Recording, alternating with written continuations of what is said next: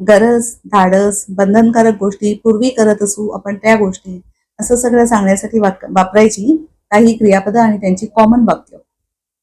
She needs to study hard. She needs to study hard. तिने भरपूर अभ्यास करण्याची गरज आहे. नीड टू गरज असणे. She dares to study hard.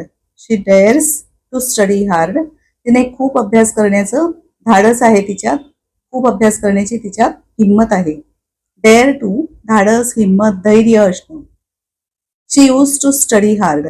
She use to study hard. Use to पूर्वी ती करत असे. पूर्वी ती भरपूर अभ्यास करत असे. She has to study hard. She has to study hard. तिने भरपूर अभ्यास करायलाच हवा. Has to compulsory.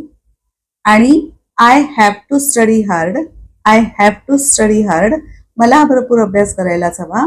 Have to compulsory. He she it असताना हॅज टू. बाकीच्या आय वी दे यूला हॅव टू.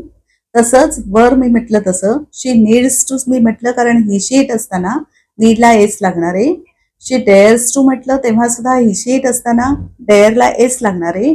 पण जेव्हा आय वी दे आणि यू हे करता म्हणून घेतील त्यावेळेला डेअर नुसतं एस न लावता आणि नीड सुद्धा नुसतं एस न लावता. अशी वाक्य आपण अगदी सर्रास बोलत असतो. कशी बोलायची तर पहिला घेतो आपण सब्जेक्ट म्हणजे करता, मग नीड टू किंवा डेअर टू किंवा यूज टू किंवा हॅव टू किंवा हॅज टू ही शब्द घेतो ज्यांचा आत्ताच मी अर्थ सांगितला त्या पद्धतीने ते वापरायचे. आणि त्याच्या पुढे V1 म्हणजे मुख्य क्रियापद घेतो. आता आपण इथे स्टडी हे मुख्य क्रियापद म्हणून घेतो.